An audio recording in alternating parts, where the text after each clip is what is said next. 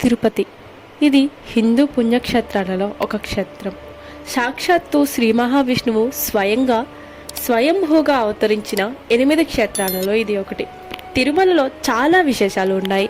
ఇప్పుడు వాటిలో కొన్ని మనం తెలుసుకుందాం. 1.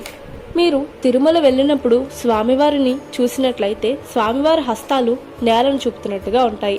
ఆ భంగిమకు అర్థం ఏమిటంటే, తన పాదాలను శరణ్యంగా భావించిన భక్తులకు, దర్శించిన భక్తులకు లేమి అంటే ఎలాంటి ఇబ్బందులు, బాధలు, కష్టాలు ఉండవని పరమార్థం. ఇదే విషయం వెంకటేశ్వర సుప్రభాతంలో కూడా ఉంటుంది. 2.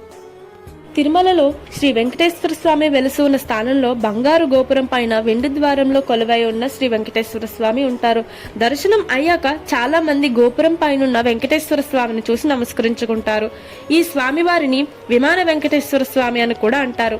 శ్రీ మహావిష్ణు ఆనతితో గరుత్మంతుడు వైకుంఠం నుంచి ఈ విమాన వెంకటేశ్వర స్వామిని తీసుకువచ్చారు. ఆ దర్శనము పశుపక్షాదుల కోసము, అలాగే దేవతల కోసము అని చెప్తారు. అన్ని లోకాల వారికి శ్రీ స్వామివారు ఇచ్చే దర్శనం అది. ఈసారి తిరుమల వెళ్ళినప్పుడు తప్పక విమాన వెంకటేశ్వర స్వామిని దర్శనం చేసుకోండి. 3. శ్రీవారి గడ్డం కింద పచ్చకర్పూరం ఎందుకు పెడతారు? దానిలో ఉన్న ఆంతర్యం ఏమిటి అని ఇప్పుడు తెలుసుకుందాం. శ్రీవారి భక్తులలో అగ్రగణుడు అనంతాళ్వారు. శ్రీవారికి సేవ చేస్తూ తరించిన మహాభక్తుడు. ఇతడు శ్రీవారి కొండ వెనుక భాగంలో నివసించేవాడు. ఈయన ప్రతిరోజు స్వామివారికి భక్తి శ్రద్ధలతో పూలమాలలు సమర్పించేవారు. ఆయన ఒకరోజు పూలతోటను పెంచాలని నిర్ణయించుకుంటారు. పూలతోటను పెంచాలని నిర్ణయానికి వచ్చిన తర్వాత పూలతోటల పెంపకానికి సరిపడా నీరు కోసం ఒక చెరువును తవ్వాలని నిర్ణయించుకుని మొదలు పెడతారు. ఇతరుల సహాయం తీసుకోకుండా భార్యాభర్తలు ఇద్దరూ కలిసి చెరువును తవ్వాలని నిర్ణయించుకుని ఆరంభిస్తారు. చెరువు తవ్వే సమయంలో అనంతాళ్వారుని భార్య నిండు చూలాలు. అతను గడ్డపారతో మట్టిని తవ్వి ఇస్తే ఆమె గంపలోకి ఎత్తి దూరంగా పడేసేది. అంతలో ఈ తతంగం అంతా చూసిన శ్రీ వెంకటేశ్వర స్వామి జాలిపడి ఆ భార్యాభర్తలకు సహాయపడాలని 12 సంవత్సరాల బాలుని రూపంలో అక్కడికి వస్తారు. ఆ బాలుడు అనంతాళ్వార్ దగ్గరికి వెళ్ళి నేను మీకు సహాయం చేస్తానని చెప్తారు. అది విని అనంతాళ్వార్ నాకు ఎవరి సహాయం అవసరం లేదు, మీరు ఇక్కడి నుంచి వెళ్ళొచ్చు అని సమాధానం చెప్తారు.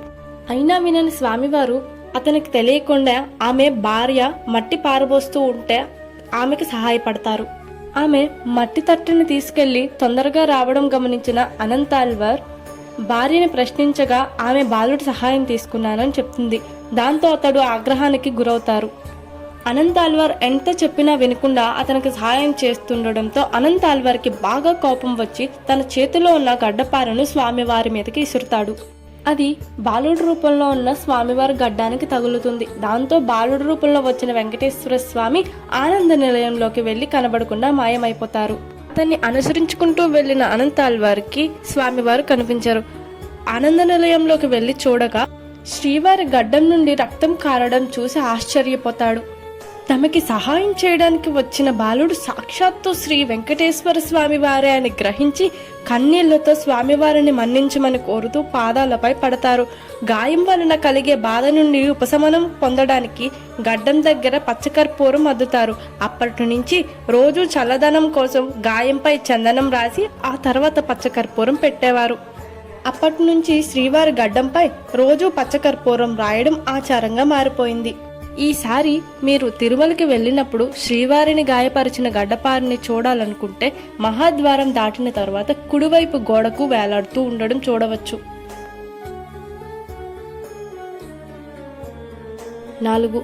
తిరుమలలో పూలబావి ప్రత్యేకత ఏమిటో ఇప్పుడు తెలుసుకుందాం. అద్దాల మండపానికి ఉత్తరం వైపున ఉంది ఈ పూలబావి.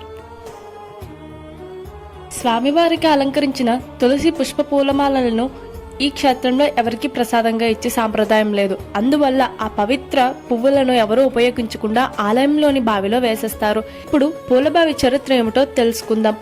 స్వామివారు శ్రీదేవి భూదేవిలతో ఏకాంతంగా ఉండగా తొండమాన్ చక్రవర్తి రావడంతో సిగ్గుపడిన దేవేరులు హడావుడిగా శ్రీదేవి అంటే లక్ష్మీదేవి శ్రీవారి వక్షస్థలంలో చేరుకోగా భూదేవి దగ్గరలో ఉన్న బావిలోనికి వెళ్లి అంతర్ధానమైంది. అప్పటి నుంచి ఈ కథను విన్న రామానుజుల వారు స్వామివారికి సమర్పించి తీసివేసిన పూలమాలలన్నీ ఈ బావిలోనే సమర్పించాలని కట్టడి చేశారు. తీసివేసిన పువ్వులను వేస్తారు కాబట్టి ఈ బావికి పూలబావి అనే పేరు వచ్చింది. 5. మనం తిరుపతిలో అడుగు పెట్టగానే వినిపించే పదం గోవింద. భక్తులంతా ఏడుకొండలవాడ వెంకటరమణ గోవింద గోవింద అని నామస్మరణ చేస్తూ శ్రీనివాసుని దర్శించడానికి బయలుదేరతారు. తిరుమలలోని సప్తగిరుల్లో గోవింద నామస్మరణ మోగుతూనే ఉంటుంది. గోవింద అనే నామం వెనుక ఉన్న చరిత్ర ఏమిటో తెలుసుకుందాం. కానొకప్పుడు అగస్త్య మహాముని ఆశ్రమం ఏర్పరచుకుని తిరుమలలో ఉండగా అతన్ని చూసిన శ్రీనివాసుడు ఎంతో సంతోషించారట. వెంటనే, అయ్యో స్వామి, ఎందుకివ్వను, కానీ మీరు మా అమ్మ లక్ష్మీదేవితో కలిసి ఇక్కడికి వచ్చినప్పుడే ఇస్తానని చెప్పారట. దానికి అంగీకరించిన స్వామివారు వెంటనే అంతర్ధానమై కొన్నాళ్ళకి లక్ష్మీదేవిని వెంటబెట్టుకుని తిరిగి అగస్త్య మహాముని ఆశ్రమానికి వచ్చారట. ఆ సమయంలో అగస్త్య మహాముని లేకపోవడంతో ఆయన శిష్యుడు ముందుకు వచ్చి ఏం కావాలని ప్రశ్నించారట. నాకు మీ గురువుగారు ఒక గోవును ఇస్తానని మాట ఇచ్చారు, అందుకే ఇక్కడికి వచ్చానని, గోవుని ఇస్తే వెంట తీసుకువెళ్తానని చెప్పారు స్వామివారు. స్వయంగా భగవంతుడే వచ్చిన విషయం తెలియని శిష్యుడు తన గురువుగారు ఆశ్రమానికి రాగానే సంగతి తెలియజేస్తానని బదులివ్వడంతో స్వామివారు వెనుతిరిగి వెళ్ళిపోతున్నారట. కాసేపటికి ఆశ్రమానికి చేరుకున్న అగస్త్య మహాముని శ్రీవారి రాక విషయం తెలుసుకుని, ఎంత పనిచేసావు నాయన అంటూ కనిపిస్తూ వెళ్తున్న స్వామివారిని పిలుస్తూ గోవు ఇందా గోవు ఇందా అని అరుస్తున్నారట. గోవు ఇందా అంటే గోవు ఇదిగో అని అర్థం. అగస్త్య మహాముని వెంకటేశ్వరుని వెనకాతల గోవుని తీసుకోమని వెంటబట్టారు. దానితో స్వామివారు అక్కడ ఆగిపోయి గోవిందా గోవిందా అని పిలుస్తూ వచ్చి గోమాతను అందజేశావు కదా, గోవిందనామం నాకు పరమ ప్రీతికరమైనది, గోవిందుడన్నది నా నామముల్లో ముఖ్యమైనదిగా పరిగణిస్తున్నాను. భక్తులు ఈ నామాన్ని 108 సార్లు పలికితే మోక్షప్రాప్తి కలగజేస్తానని వాగ్దానం చేశారట. ఈ కారణంగానే భక్తులంతా గోవిందా గోవిందా అనే నామాన్ని స్మరిస్తూ కాలినడకన వెళ్లి ఆ 7 కొండల స్వామివారిని దర్శించుకుంటారు. వెంకటరమణ గోవిందా